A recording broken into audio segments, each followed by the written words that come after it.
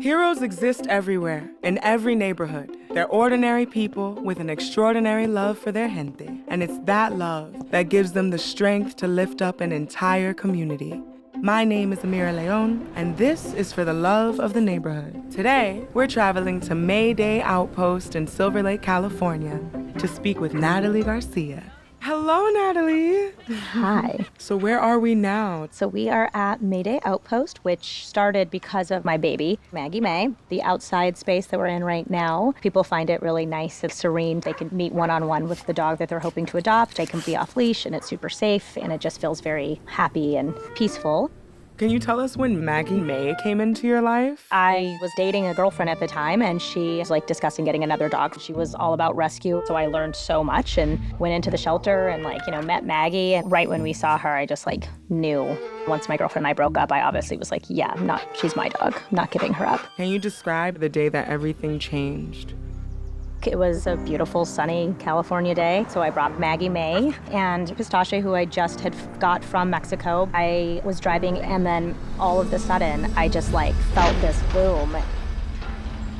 When I woke up, I was on the ground, and I fell out of my seatbelt. There was just oil everywhere and glass. I breathed deep, and by the time I crawled out, both dogs were just disappeared into thin air.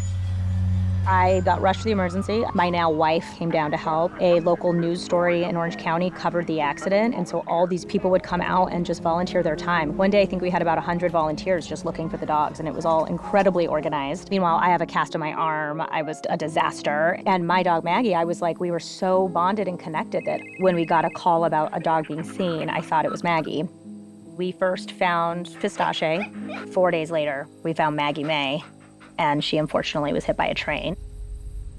She just was my everything. Before the accident, you were a host, right? I think even as a kid, I really wanted to be either in front of the camera or behind the camera in some way. What got me to LA was the show I had with my co-host at the time, Megan. It was super fun. I got to go to a lot of award shows, and I was getting asked to do more things, and it felt like it was really building up. But after the accident, I tried to go do one red carpet thing, and I just wasn't feeling it. So I started giving back to the dog community. When you're a huge animal person and you literally think of them as your babies, I just always go back to that moment of wanting to protect your animals so bad, and then picturing Maggie. And I couldn't be there in her last moments of her being so scared was horrible, which is why I fight for these other animals who are so scared in what could be their last moments in the shelter or on the street. But I will be there. When I would see a post of dogs in need, I would be like, sure, I'll foster them. I eventually was going to the shelters for other rescue groups, and then they wouldn't want to take a certain dog because they were full or something, and I'd be like, well, I'll just take it. And every time I'd get a dog, I would find a home. I am going to do my very best. I have to make sure I feel a bond with you guys. The dog has to kiss you a certain way.